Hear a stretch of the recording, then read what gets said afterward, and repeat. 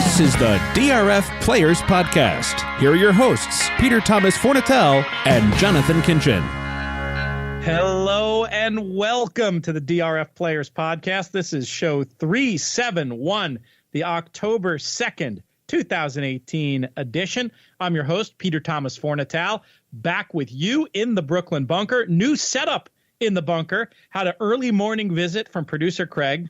Made him schlep from his homeland in New Jersey all the way out here to Middle Brooklyn to install this new soundboard, new microphone, headset. It feels very professional in here. Hopefully you can hear it in the sound quality as well. But I'm even more pumped for this show than I usually am. My first as a freelancer. It's the Players Podcast, produced in association with Daily Racing Form, as much as it's the Daily Racing Form Players Podcast today. And that's also kind of fun. I am joined by my usual co-host. He is a former National Handicapping Tour Championship. Yes, it was handicapping, not horse players, back when he won the tour. But you know him better as the People's Champion. He's from the planet Texas. He's Jonathan Kinchin. JK, what's up? I'm still a People's Champ, right? I just want to make sure. I put People's Champ there at the end. You're still the People's Champ. You're still the People's Champ. Until you get tested and beaten, you are the People's. You to be the man, you got to beat the man, JK. Funny enough, most of the times when people try to introduce me, they always mess it up and give me more credit than I deserve by saying that I won something that our next guest actually did win. So it's always fun when that happens. I try to correct them, but sometimes I let them go with it. I don't blame you. You know, what they don't know won't hurt them. But speaking of that individual, very happy to have on the show the 2017 NHC champion. He was also successful last weekend on DRF tournaments in a qualifier for the Pegasus World Cup Betting Championship. He is Ray Arsenault. Ray, how are you today? Well, good morning, guys. Yes, very good today. Other than the weather here, we're getting October weather up here in Toronto. A lot of rain and getting cooler. But other than that, everything's good. I know a lot of you Toronto horse players do the sort of modified snowbird routine, retreating to Florida and Gulfstream for a few months in the winter. Is that something that's on your dance card? Do you project to be flying south with the birds soon enough? Yeah, I'll be flying south in about 3.5 weeks. I have a place down in Fort Lauderdale, and we're going to head down on the 28th, and I'm actually going to play the BCBC from Gulfstream. I played there the last 2 years, and it's so convenient to be real close to the track, and I don't have to travel. And, being in Churchill this year is not so bad because there's no time change, but out west, that 3-hour difference takes its toll. So it's nice to be able to play right at Gulfstream, so I'm looking forward to that. What kind of a crowd have they gotten at Gulfstream for the BCBC since they've been doing simulcast there the last couple of years? Well, they put us up in where Christina Lees is no longer there. They've gone out into the village, and they have these suites. So we've been put up in a suite, and I would say there's been probably a good at least 20 people playing at a Gulfstream. I play with the Gallows, Randy Ross and Randy Jr., and they put us in a suite, beat us. We've got the suite, the betting machines, everything to ourselves. And, there's probably 4 or 5 suites that they use, and they get a pretty good turnout. That's terrific. Nice. Yes. Mm-hmm. The Gallows are tournament legends, for folks who don't know. I had the pleasure many moons ago of interviewing Randy for the book I worked on with Frank Scattoni, 6 Secrets of Successful Bettors. Ross, very active in contests, a member of the NHC Players Committee, and also the author of the famous quote, sometimes erroneously attributed to Paul Sherman, but really stolen from Ross Gallo, about the NHC tour and how the tour, you don't choose the tour chooses you. Wonderful bit of insight from Ross. How long have you known those guys, Ray?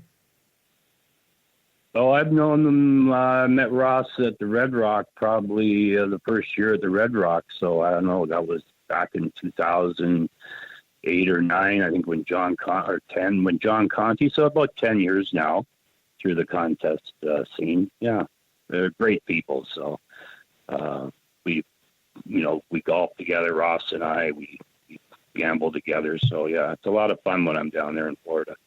So this past weekend, I was tickled to see your name at the top of the leaderboard for the Pegasus qualifier on DRFT. I wanted to talk to you not only about this qualifying win, but also about the Pegasus contest itself, because as I understand it, you were involved in the creation of the event. Is that taking it too far?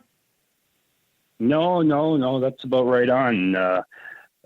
With Lauren Ross and Alan Schaefer and myself, back in March of 2017, we had a meeting with Frank, and he wants to expand, getting new people to the track and everything. And I kind of suggested, you're going to have the biggest horse race anywhere. Why don't you have the biggest contest? So he liked the idea, and we did it last year. It was the first year, and we end up with 137 entries. And this year it's going to be a lot better and bigger, and hopefully we can crack 200 or close to 300 entries. How do you think it changes the dynamic from a player's point of view when instead of having to put up that extra money to play for in the form of a prize pool, that the house puts up the money that the players are playing for? Obviously, we know a little something about that with our dealings with the World Horse Players Tour, but the first big tournament that ever did that was you guys. How did that idea come about, and how does it change the dynamic? Well, we are horse players, the group, and we added Ross Gallo into our group, and we are, it was Ross's idea. He told me years ago that he wanted to have a contest that was worth $1 million that was put up by sponsors or whoever, but not the players. So last year, speaking with Frank and having that meeting, he thought it was a great idea, and where can you go and, put up your money and play that money and have the track give you big money. And it was great last year. Eddie Olchuk, who, is a really popular hockey player and an NBC horse analyst, was perfect that he won for the first year. And this year we're probably at least maybe hopefully doubling the prize money. And, it's a great opportunity. And like I say, nobody has to put any of their money into the prize pool. Whatever you put in, you just bet it, and hopefully you get lucky. How were you guys able to get the ear of a decision maker like Frank Stronach? Racing executives, not always known for having the most open ears to horse players' concerns. You guys flipped that script and have gotten this done. How did you manage to get that audience? Well, it was not me. It was Lauren Weiss. Lauren actually grew up. His family grew up beside Frank and his family north of Toronto here. They each had a farm, and they became good friends. And Lauren was on the board, the Stronach Magna Group back when, and he has been close with the family, and he happened to be at Santa Anita for the Santa Anita Derby, and Frank's horse Shaman Ghost was running. So they went down to the paddock and, seeing what's going on. And after the race, they hooked up, and Frank asked Lauren if he wanted to ride back with him and Tim Ritvo the next day to Toronto. And Lauren said, sure. So he hopped on the jet, and he said all they talked about was, horse racing, trying to improve the game. As you know, Frank, he's all for the game. He doesn't take a lot out. He puts a lot in. And when he got home that night, Lauren called me and said, Frank was real excited about getting together. And I told him about you winning the NHC, and he thought, this would be good. So he set up a meeting, and they flew down to Florida, met them at Gulfstream, and the rest is history. And we have other ideas, but this Pegasus has, been the main focus so far.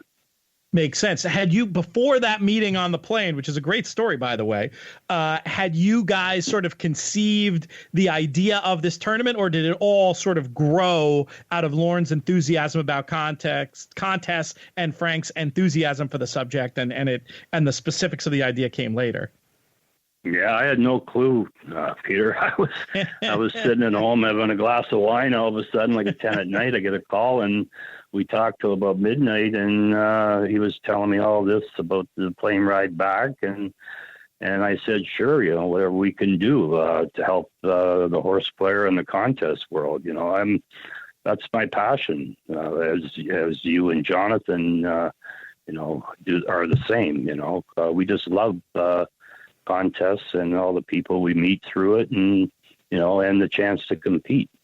Well, kudos to you guys, and kudos to Frank for taking this germ of an idea and really turning it into something exciting. Now, what did it mean to you as a player last weekend to win your way into this contest that you obviously have been involved in from the beginning?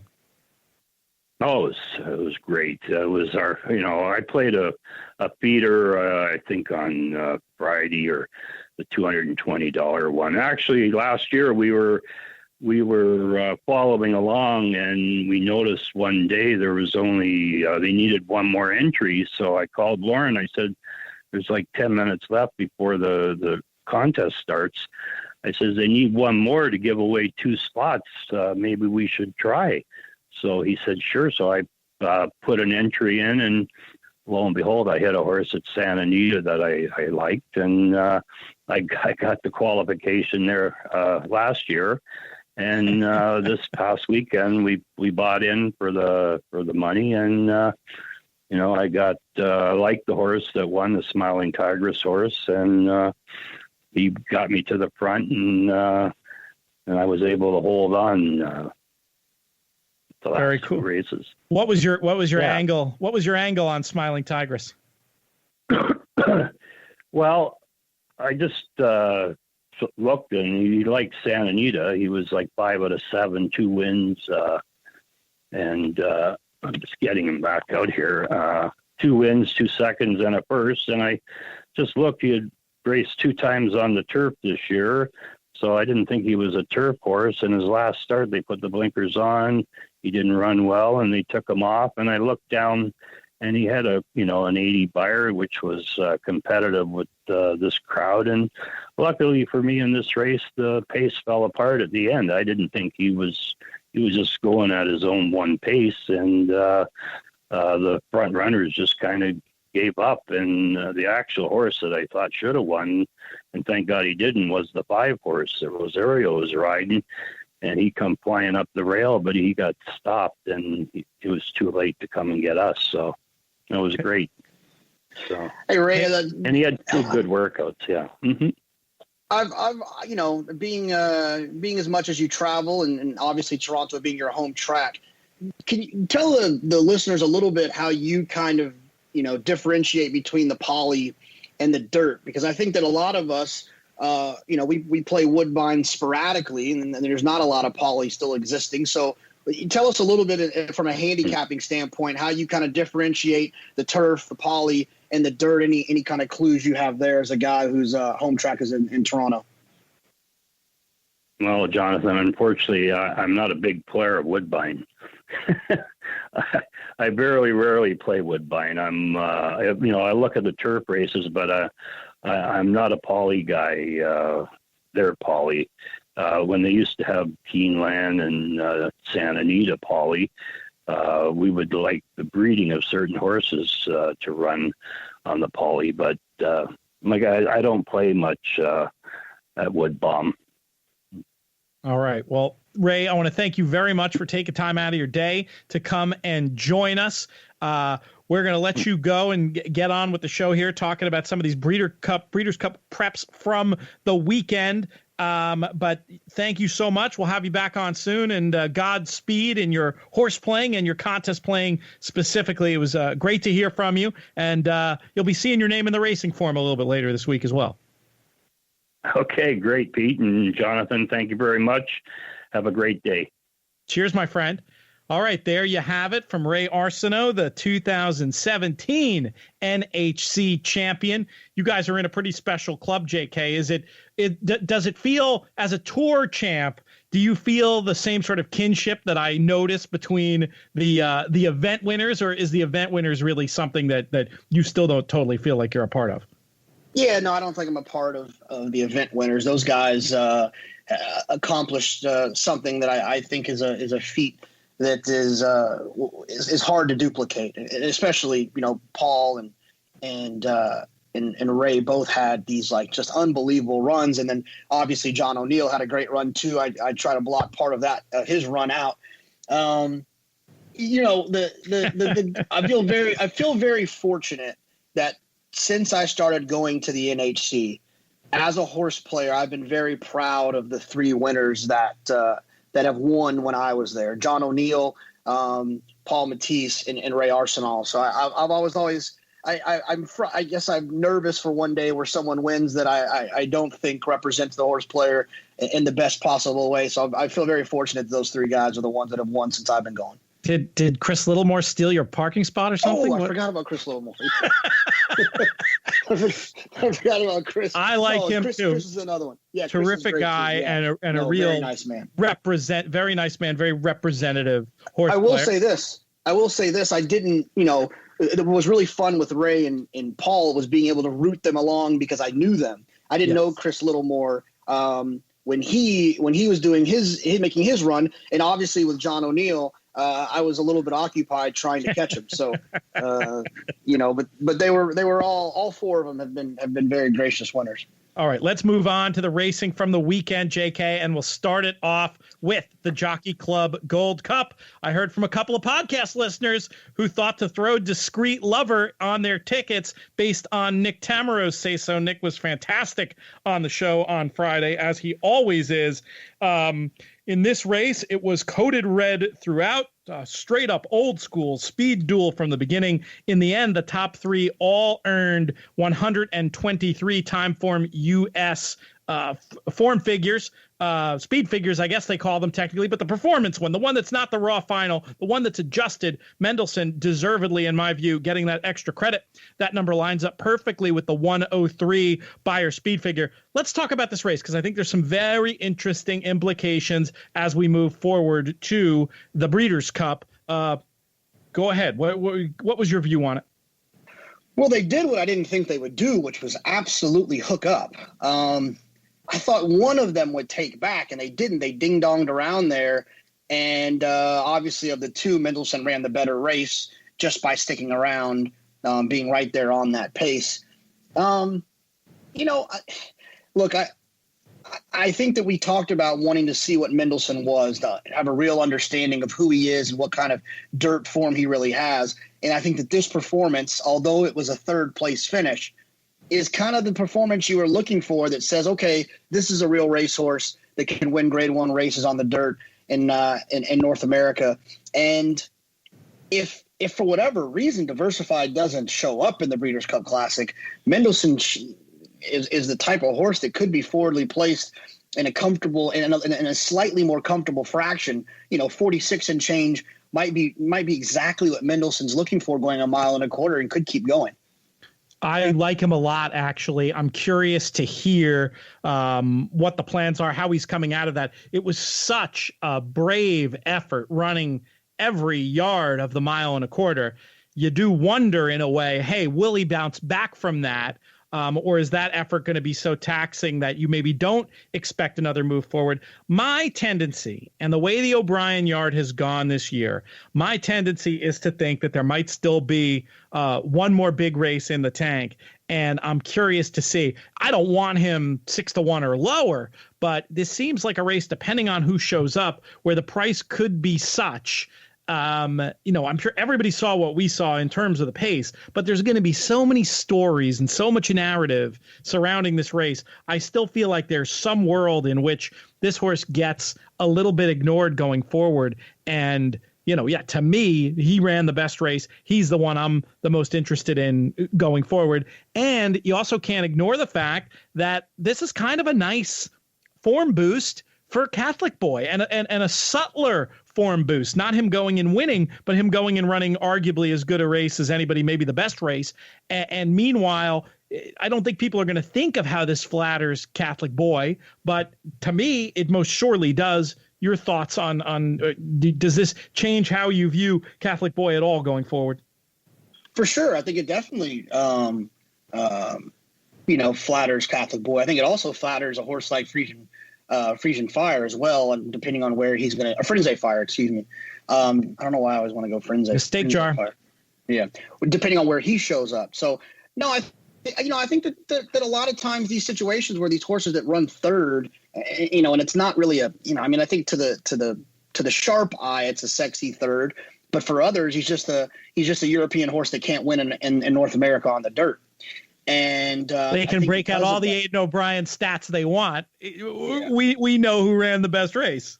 Exactly. I think that there's going to be some value there. And also it's going to depend on what happens with these other speed types. I mean, if Diversify doesn't go or ends up getting a break, or it just depends who shows up here, because, if Diversify is probably the truest of the true. And when it comes to the speeds that could show up in the Classic, if Mendelssohn ends up getting a quote unquote good trip, but still, I think they've learned that they need to put him into the race. So even if there's no pace, I still feel like he'll be asked from the gate and put into the race. And if that happens, he's got a really big shot.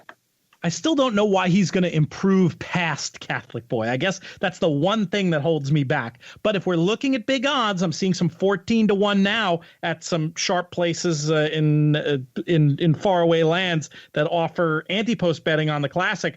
And one of the sharper ones, 14. If that's representative, that might be worth taking a look at. To me, does that price wise?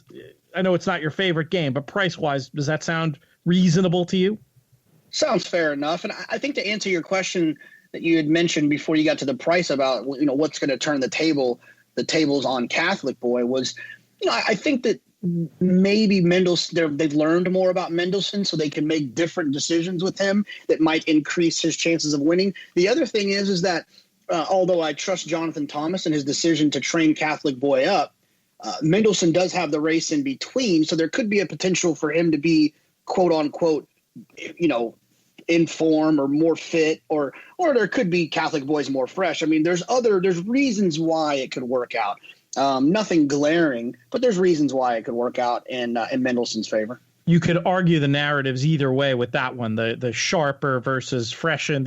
It's one of those things. It's very hard to know what that's going to mean. You just sort of have to go with your gut. But current prices, 7-1 Catholic Boy, 14s Mendelssohn. I'm seeing. I mean, they'd both be on my tickets at those numbers. Diversify.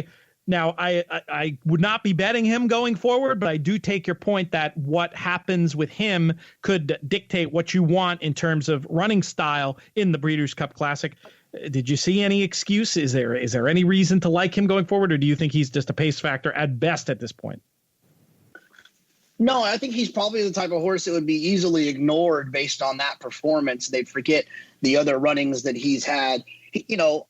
We talk about how Irad really is, has really kind of won the jockey's dilemma with this horse a number of times. I think there's a sweet spot with Diversify. 47 and change is probably too slow and invites in closers. 45 and change is probably too fast. Somewhere in that 46 zone is like perfect for him. I think he just went a little bit too fast and got a little bit tired late, and he had to deal with a quality stamina type in Mendelssohn, who can kind of run with him early and probably put him into the bridle a little bit sooner than he wanted to, and so on and so forth. Let's talk about the winner a little bit more. Discreet Lover, perfect trip. But boy, what a great story. Very cool to see in a game that, oftentimes we see so many of the same faces, and we love seeing those same faces, but nice to see some different faces in the winner's circle as it pertains to Discreet Lover. Absolutely. I was very happy to see him win. I'm always happy for Manny Franco when he can get these kind of big wins, these grade ones, because I think he's a quality rider. And I think that, that getting these big grade ones will just kind of push him further into getting into a big stable. And so when Discreet Lover crossed the wire first, I was very happy for Manny and also for the connections. So it's always fun to see some different stuff, right? It gives the small guy, quote unquote, some hope that they can compete with the Aiden O'Briens and the Chad Browns and the Todd Pletchers. If you look at some of the horses that finished behind Discreet Lover. I'm sure, yeah. But European connections so used to seeing Godolphin and Coolmore at the top of the charts of so many of their races, and getting to look up Uriah St. Louis and see what's going on there. And it was a great story. Like I said, most perfect of trips. Could you see him moving? What is your interest in him going forward? No, I don't think, especially with a questionable pace scenario, there's not really a world in which I want him in the Classic. I think good for him. I think there's some other horses that if the pace is quick, I would think have a better shot of winning, like a Gunnevera. I thought Mind Your Biscuits, I know we'll get to, ran really well, and I think he'll probably be a little bit further back in a race, of this caliber at this distance. Accelerate, obviously, is one who could be sitting in a good spot. Yoshida. I can kind of keep going with other horses that I would prefer. Even if they got that perfect trip. I will say this, though. A very deceiving second place by Thunder Snow, who got an unbelievable trip and still got ran by Discreet Lover and couldn't and barely got by Mendelssohn, who was more involved in the pace. I don't think Thunder Snow did anything to suggest that he was better than I think we both alluded that he was, and I wouldn't really want to be involved with him moving forward. There is a story to tell there, and I did have him on the list to ask about, just to continue with our little theme of the prices. Discreet Lover at 20, that doesn't get the motor running. I'm not going to be laying it, but it's not. I much prefer those other two that we talked about already. Thunder Snow at 12's in the betting right now. I agree, would be a fade for me. The contrarian story would go like this. And if he got up into the 20-1 range, could end up on tickets because of what I'm about to say, which is, we know the horse was woefully unfit at York. We talked about it with Nick Luck the other day. For that horse in that field to be 16-1, that just suggests to me that, I didn't hear reports of what he looked like in the paddock, but I'm guessing it was an absolute leg stretcher, get started.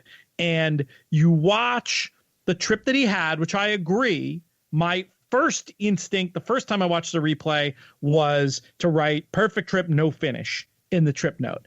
And then as I watched it again, I just conjured a little narrative in my head of sometimes the perfect trip, no finish is also just a short horse. Now, again, I'd need a big number, but that would be the narrative at which, based on how good this horse has looked in snatches in his life, I could include at 20-1 or higher. Current price of 12s, I would probably leave out, or a defensive use on the widest of spreads. And I totally understand you're saying, hey, he's not going to be on any of my tickets. Now that I've given you that contrarian point of view, do you buy it at all? I don't buy it. That's fine. I put it in my cart, and I'm going to continue shopping. Yeah, I'm not saying, 12, that's great. I would need more than that, but I'm just saying I have that little idea when you see a horse put up, and I know it was bias aided, but sometimes we're too quick to dismiss. Mendelssohn being a perfect example. The opinion can swing back and forth so fast sometimes based on one race, where we went from, he's a legitimate 7-2 shot in the Derby, which, heck, the trip he had there, I'm still not convinced that was a crazy opinion. But obviously then afterwards, it looks like it's purely the product of bias. Then after the Dwyer, you're like, is this horse any good at all? I think now at nothing else, he's shown that he is pretty darn good. For him to have come over here and had these two major graded stakes placings, especially in this last case, I don't know. I'm not giving up on that horse. But we talked about Mendelssohn before, and we talked about Thunder Snow, and probably every horse that we need to for the moment. when it regards to the Jockey Club Gold Cup, we didn't do the production meeting before the show, so let's do it during the show, as we like to do from time to time on the DRF Players podcast. Let's move out to the other race relevant to this division while I have the figures out in front of my face, and that race is the Awesome Again. Wasn't too awesome, was it? No, it wasn't exactly the best of betting races, and the winner. That's was not even what I was referring to. Oh, what did you mean? Oh, I just thought I thought it was very unimpressive. Here you have a race, a fast, slow sort of race flow from Grade 1 horses. There was a real pace to run at, and the clock just did not get up to where I was expecting it. I was expecting it to get. Accelerate ends up winning the race, of course. 120 raw time form, 122 adjusted because of his proximity to that pace, 100 on the Beyer speed figure, and that's just kind of what it looked like to me. Now, I understand there are excuses for Accelerate. He acted up beforehand. He did not break in the swiftest of ways, but for a trainer who we already have questions about his ability to improve. Obviously, he's had horses run well who've shipped. The record isn't good, but we've seen it with Stellar Wind shipping from SoCal to Kentucky, running a winning race back in 15. It's not like he can't do it, but we don't expect him to improve markedly horses off their last race, shipping to a meet like the Breeders' Cup. And then you put this as the prep race, and it left me very cold, JK. Yeah, I wasn't overly impressed with the race. The problem is I want to get excited about West Coast second off, but the race just wasn't that fast, and I think Mike Maloney said it, there's no trips in slow races. So I want to say there's no chance for improvement in slow races when it comes to West Coast. I'll consider and take a look. Unfortunately, he's going to be bet because of the Bob Baffert factor, so we'll have to see what happens there. But nothing here said I can't wait to bet one of these two horses. I will say this has zero Breeders' Cup implications and a little home cooking here, if I might add. But Isotherm actually ran really well, and our buddy the Prince of Keeneland picked this horse out. So I was excited to see him run. He ran pretty good. He stuck around with those two horses, and so see if D'Amato can get him going in the right direction. But I guess West Coast is who you want out of here. I heard Baffert on Bick say that he had told Mike Smith, look, I can get you to the top of the stretch, but you'll have to do the rest, just to kind of let him know that the horse was going to be short. And Baffert actually said that he thinks the horse will move up at least 5 lengths after better. This start under his breath, under his belt. So, like I said, I'm not overly enthusiastic about either one of their chances moving forward. The tricky part about it is Accelerate's going to probably be the favorite. Definitely. And so I think that's just with the question marks that are there, the not that fast performance, the lots of different, the Sadler situation, the shipping, all that stuff. I'm not 100% sure I would want to take a chance on him. I want to do a little bit of digging and see if that story about West Coast was mentioned anywhere publicly before the race, or if it was just one that was mentioned after the race. That would actually matter a little bit.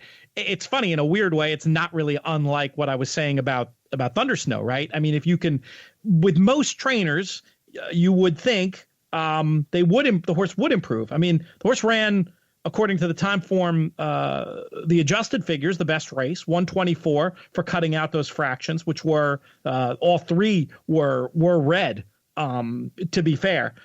But I don't know. I just don't think of Baffert in that way. And obviously there can be he has had enough runners and he's had enough stakes runners that we could probably drill down in Formulator and look for some stats as well to see with a stakes horse pointing to a target if he is liable to improve them, however many 10 the 10 figure points that I think it is going to take for him to be a major contender in this race. Before we leave the discussion, let's do a little bit of price shopping here and see what's available.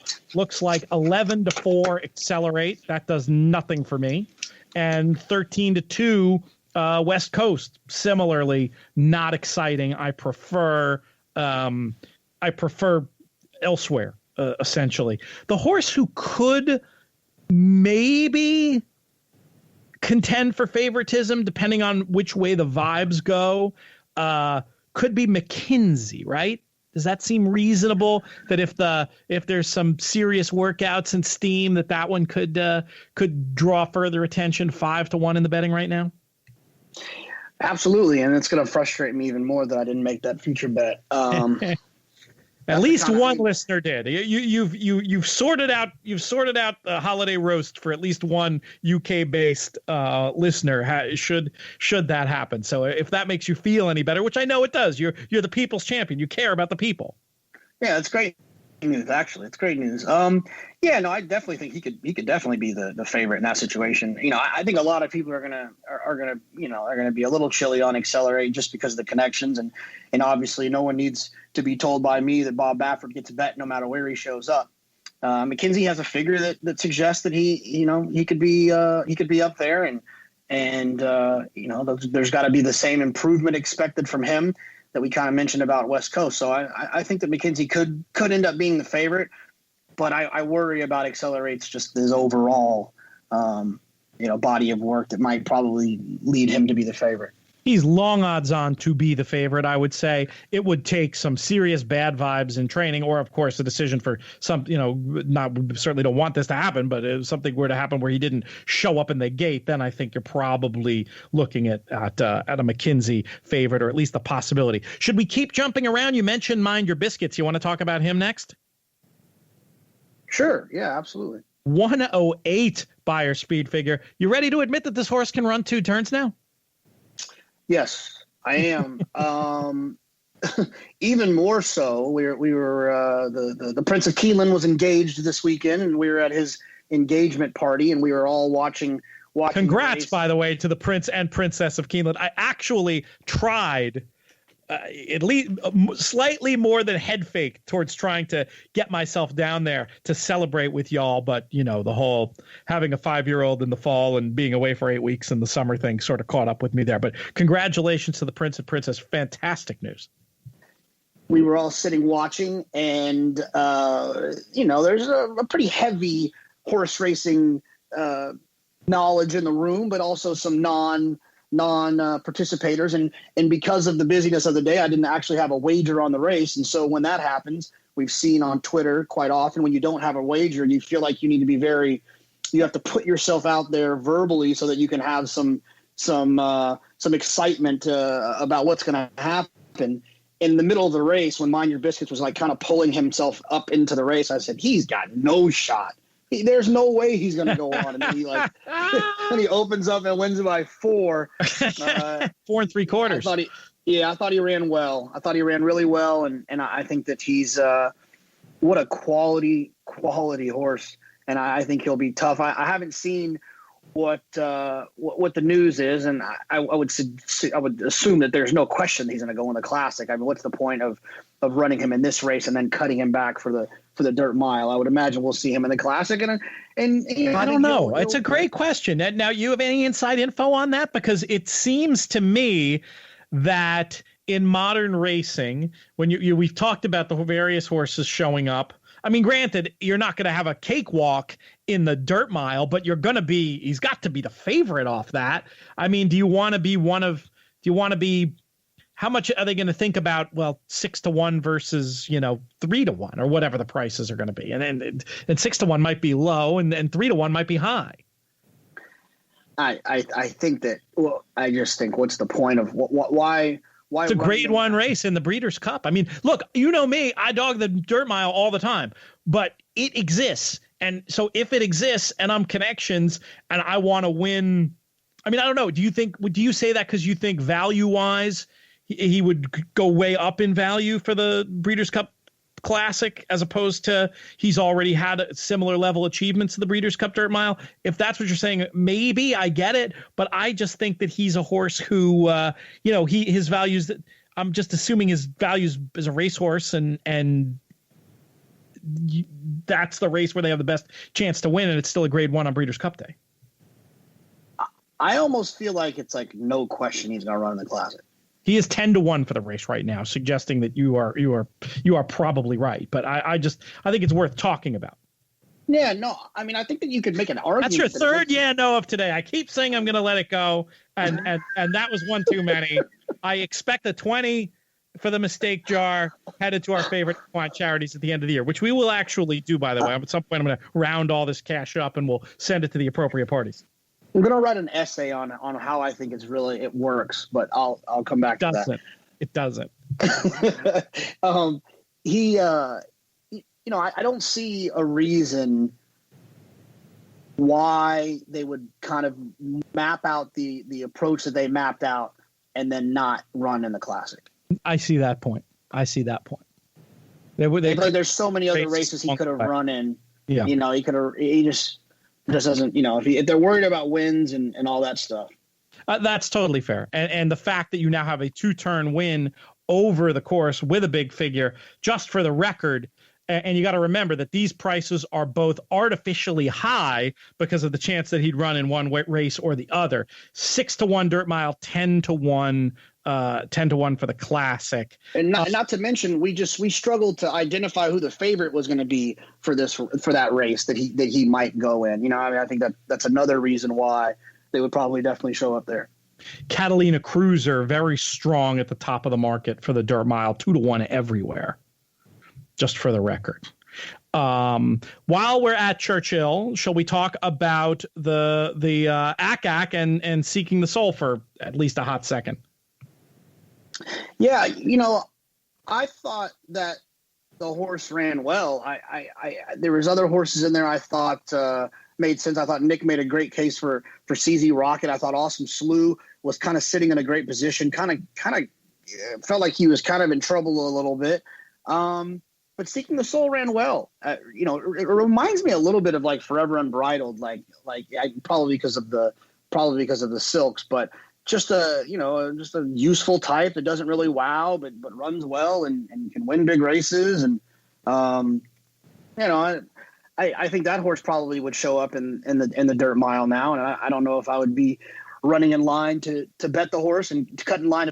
Horse, definitely have a live shot. Your audio just totally changed and improved. Yeah, I know. My headphones died.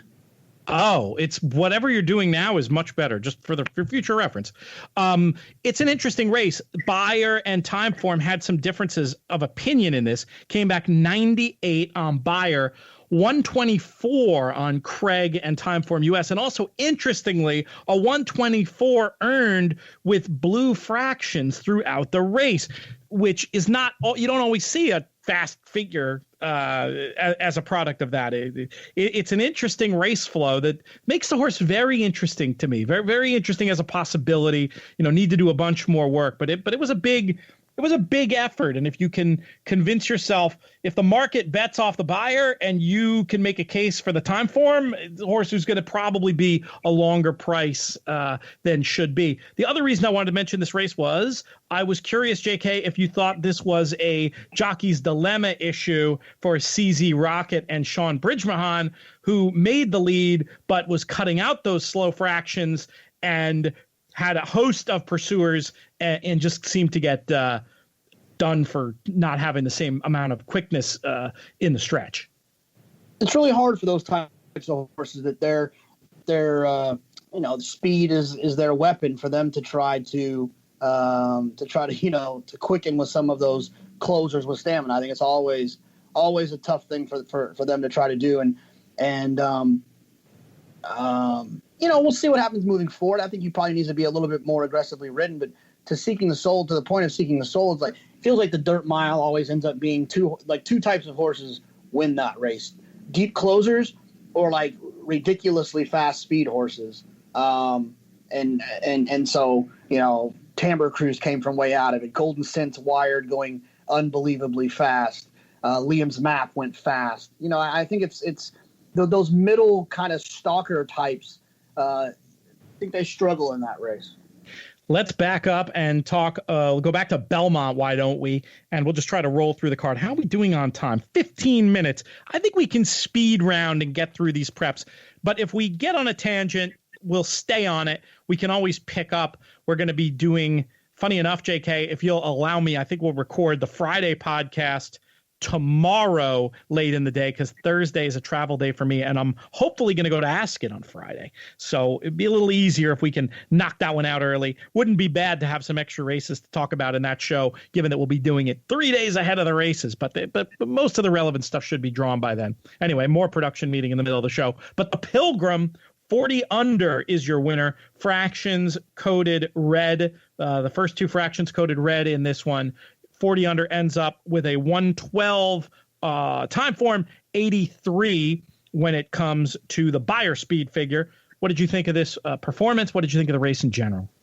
The Some Like It Hot Brown, that was the horse that won at the wrong distance for Mike Maker at Saratoga. Yes. He looked like he was going to get away. He was too clear at the top. Looked like everyone else was just kind of swimming and wasn't going to get there. Opry kind of had a weird trip and looked in trouble at the 3/8. Thought 40 under was impressive. You know, we played a pick 6 and a group pick 6 for the engagement situation. We used 40 under based on. I hope you let the happy couple to be in for free for their engagement present at the very least. I mean, if you're going to be a degenerate, you should at least be considerate. Yeah, actually, you want to hear a funny story about that? I don't know if I told you this yet. Sorry for the tangent. I invited it. It was a surprise. She didn't know she was going to be, obviously she didn't know she was going to be proposed to, but she didn't know that there was a bunch of people in town from out of town, 2 of her friends and a bunch of Jake's other buddies from Kentucky. So we were all hiding out from her during the day. And then I went and met up with her and Jake because I live here, so it's not weird. And I was talking about the tab earlier, and I mentioned a person that was not supposed to be there. Oh, nice foul up, JK. Thanks for ruining the engagement party. Well, the good news is that she's like, oh, I just figured you guys were talking about some kind of bet, and so good guess, Maddie. It worked out just fine. But anyways, I used 40 under only because not only because I mean I thought the horse made a little bit of sense, but you know, people that listen to the show know exactly what I'm talking about when someone like Nick Tamero points out that they like a horse like 40 under and you're putting together something. He's just one of those horses you toss in because of the respect you have for him as a player. And so that, I was very happy that 40 under got there. It looked like it was going to be desperate for a while. And it was the first half of the Manny Franco double. Nick really was on fire on the show on Friday, JK. Definitely in serious danger of Wally pipping you here. If only he, didn't have so much else to do in his life. But in all seriousness, you gave out some good picks too. But Some Like It Hot Brown did run huge. You talked about how it looked.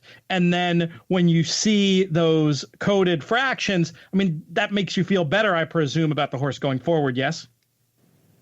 I'm excited to see Maker get him going longer. Obviously, that's a Mike Maker thing that we have no problem accepting the fact that Maker can get him to run longer. So I think with more distance, a little bit more maturity, Some Like It Hot Brown is one that you definitely want to keep an eye on moving forward. He ran well in this spot.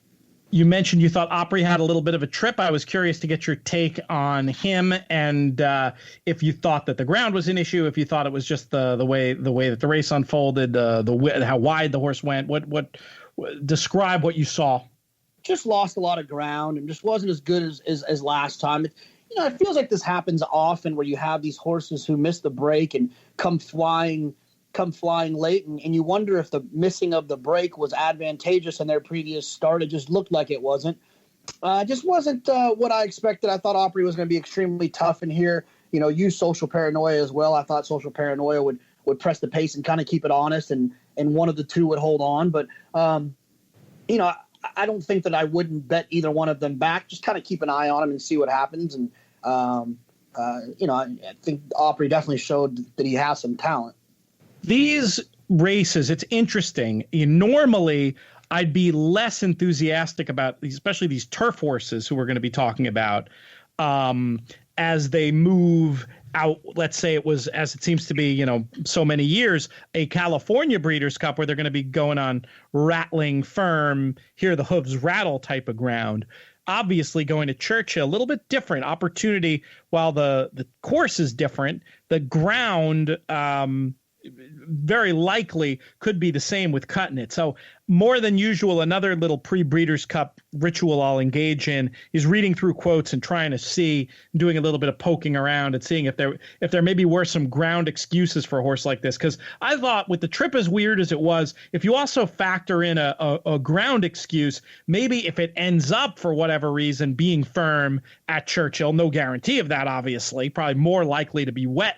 It feels like with the weather we've been having, but that might be a note to make on a horse like Opry. Again, no inside information. I haven't even looked at the stride closely enough to make any sort of assessment if that might have been the problem. But just as a little hypothesis for why a horse who was pretty short in the betting, who I know we're both fans of, maybe didn't show his best. Have you any further thoughts on that? I agree with your point about Churchill. It feels like with the Santa Anita Breeders' Cups and the Del Mar Breeders' Cup, we have to add that to our handicapping, is assessing the fact that we have these horses that might have run on something other than the like the rattling hard, like you mentioned, and so it feels like there's gonna be an advantage for these horses that have run on with a little bit of cut. I can't imagine there's not going to be some cut in the ground come November in Louisville. Right. It could be very relevant, especially for a horse like the next horse we're going to talk about, who was a nice on top pod winner of yours, I believe, Channel Maker. Yeah, I was going to say something when you were giving Nick all the props. It's not exactly a $90 horse, JK. But I mean, the way the chalk that you bet 5-1 might be the equivalent of a $90 horse. So maybe I should just let you have this one. Yeah, I appreciate that. Just another winner. Another horse that I placed a wager on Belmont Day, and another horse that was in the race and won. And it's always encouraging. You saw where he ended up, right? Your old nemesis, Spring Quality. Yeah, I did see that. It always makes me feel good. Are you serious? You like to see? To me, it would be it's a thumb in the eye when then they don't train on after the race where they beat me. I'd rather just be wrong and be like, oh wow, that horse was much better than I thought. Oh, no, I see what you're saying here. No, I was actually being sarcastic that it doesn't make me feel good to see him bad. But I actually, we've talked about this before. In those, in pick sixes, when I get knocked out, I want to see the ball go through the hoop the rest of the way. I know you prefer to get beat. I'd want to be nowhere. You want a decisive loss. I prefer the close one. The excruciating nose. Yes, absolutely. Something about your betting personality. It is an interesting idea. Here's another weird tangent. We're definitely going to be tabling some of these races for the next show, by the way. But we talk about betting personality, and there is this idea. There's a lot of horse players. Now, I would say most horse players are a little more like me, or maybe even worse, where there's a certain amount of like fragility that it's very hard to endure that nose loss, or very hard to endure. You get a new piece of information from somebody, use that piece of information, it ends up making a ticket that might have been a winner into a loser. That will make so many horse players crazy. Whereas you, and honestly, this is a compliment. I've been mean to you this show, so I feel like I have to compliment you, and this is genuine, that you're the opposite, the opposite of a fragile horse player. You've got such confidence and the ability to shake things off that I feel like you could have received an actionable piece of information that put you off a winner, and you'd be like, okay, well, another race in 20 minutes, and not let it bother you. And I think it ties into why you have the attitude you do, whereas so many other horse players, and I put myself on this list, are a bit more fragile. Does that sound about right? Do you feel unusually strong in your opinions in a good way? I'm not easily shaken. However, I don't handle lazy mistakes very well. Those haunt me a little bit. Those will I don't usually let those roll off my back as easily. If I shoot my shot and I miss, I'm cool with that. And in no basketball term, shoot or shoot, I'll keep shooting. But if I'm taking bad shots and fall away, step backs off of 1 foot, and I miss, those kind of haunt me a little bit more. Well, that's smart. The spot up misses. I can deal with. That's actually brilliantly put. I'll have to use that somewhere in some form of writing at some point. But back to Channel Maker, red fractions throughout, on the lead throughout, draws off, wins by 4.5. Clearly love the ground. It's Bill Mott. You know there's something more here, potentially for a race like the Breeders' Cup Turf. How serious of a contender is this? He feels like tourist. Oh, interesting. Obviously not the mile, but he feels like tourist. Like he's always like there in all these big races, and he just kind of had these scenarios that weren't working for him. Whatever race he shows up in, he's going to be forgotten because of an Aidan O'Brien, because of a Chad, because of a Clement, because of a someone. And he's the type that I think, our Brad Cox, even a special horse probably by the name of Arkelo, he definitely is one that just can kind of keep sneaking up on him. He's always there. Thought he ran really well. He's had some trips. He's had some slow paces to deal with, some soft ground to deal with, some firm ground to deal with, some bad rails to deal with, some good rails to deal with. I think that he's one that you'll want to keep an eye on at what should be a big price. 12-1 available in the sharpest outfits, out to 16 in the faraway land prices I'm seeing. Do those do anything for you? I think you could probably do as well, if not better, on the day. Yeah, I don't disagree. So I don't disagree. I would stick around and wait and see what happens. Like you said, there's going to be some big name horses that are going to come over for, Aiden's going to send a good one over here, and someone else is going to send a good one over here, and then Chad's going to have, Robert Bruce. I think Robert Bruce still goes off shorter than Channel Maker if they ran this race again. So there's going to be a lot of different opportunities for him to kind of drift up in price. 108 buyer, which matches nicely with the 129 time form. Those English channels, they do seem to love that off-going. Definitely one, I think, on the right type of turf on the day is interesting at a price as an American contender. There's some big names from Europe in the betting. Be very interesting to see which, if any of them, show up. That's a story we'll be following as we get closer. You mentioned you think Robert Bruce will be shorter in the betting. Do you have an excuse for him? Do you have a reason for him to turn it around?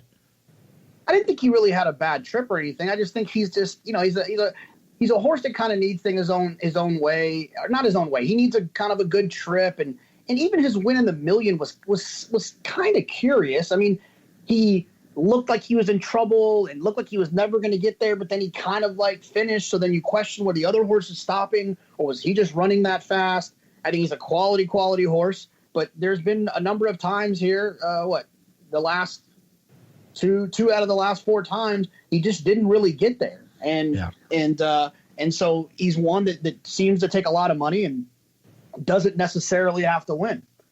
I don't disagree. Even money the other day, and I'll take a quick peek and see if he's in the first couple of pages of betting for this race.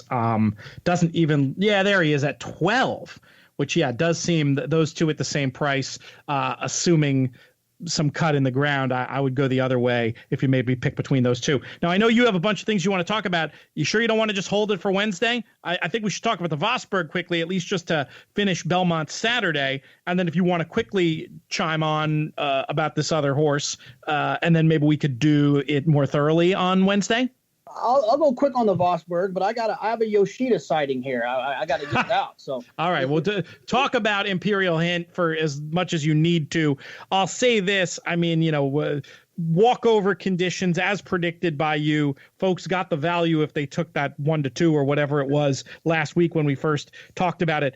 Not a big figure. Not sure how I feel heading into the sprint at the likely price. What's your take? I think at the 16th pole, it felt like he was like 6-7 clear. I mean, I think he completely let off the gas. Could have ran a second and a half faster. Okay. That's fair. Mr. Crow, who another podcast victory, we suggested that one was you. That one was a good second there. Yep. I mean, he's good. I think he's going to win the sprint. I mean, the only thing that could really mess him up is Promises Fulfilled has shown freaky ability, and if he kind of throws it down with him early, but Imperial Hint has shown that he can rate. If he draws from the 5 outside, I don't see how he doesn't win the sprint. Wow, 2-1. So you think 2-1's good value there? It's almost. I mean, it's 1-2. I thought was free money. This is pretty close. I think he's a very, very likely winner at 6 furlongs. And I think he'll be tough. What price do you expect on the day for international listeners? He'll get 7 to 5, 8 to 5. Just depends on where he draws. If he draws inside and Promises Fulfilled is outside of him, that's going to be problematic. If he draws the 1 or the 2 or something. But if he draws anything outside of the 4, 5, 6 with speed inside of him, I think he'll be extremely short. Feels to me, that's interesting. So that's a tough call, but I mean, my gut just personally is to leave the 2 and come back to it on the day when we have more information. And I will say this, not falling into the trap of hearing stories about certain sprinters not training so well, looking a little ouchy. Seems like every year there's a horse that you hear that story about, and then they run their eyeballs out on Breeders' Cup Day. Something to do with the nature of sprinters that they seem to be able to train a little ouchy and win. So I'm not going to let the workout report talk me off of whoever makes the most sense on paper for the Breeders' Cup Sprint. That's a point we'll return to. Talk about this other horse quickly, and then I promise you, we'll return to it on Wednesday, because we're not going to have had much time to even look at the races we're handicapping for Saturday, Wednesday night. So we're going to need to fill, just to be perfectly honest. So, but tell us your thoughts. Who's this horse? And if we haven't seen the tape, who should we go and be looking at right now? Oh, Sunday fun day. I was watching, enjoying the celebration of the prince and the princess, and I looked at Twitter for a second, and I saw, this might be the next Lady Eli. And I said, whoa. I jumped on the phone and took a look at Newspaper of Record, who's won her last 2 races by 6. Unbelievably impressive. She is a grade 1, future grade 1 winner. You heard it here first. She is really, really good. And I'm looking forward to singling her in the juvenile Phillies turf coming up in a few months. Wow. Or in a month. That is super high praise. And I do not think we heard it here first, because we're all on Twitter, JK, and we all read this. You're about the 7,043rd person, I think, to make that observation. Impressive. But all right, impressive. I will watch with interest. I'll be honest, I didn't get to Sunday. It's been crazy around here. And I was too busy losing money on the Colts. Speaking of which, new podcast debuting this week.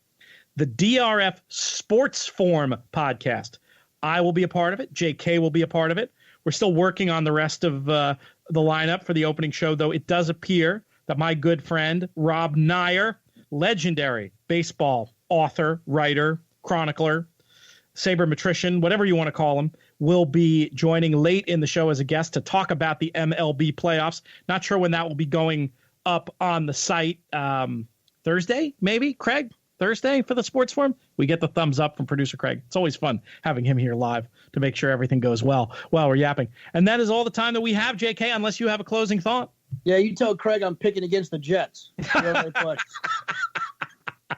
He's picking against the Jets, Craig. He's picking against bold stuff, JK. Bold stuff.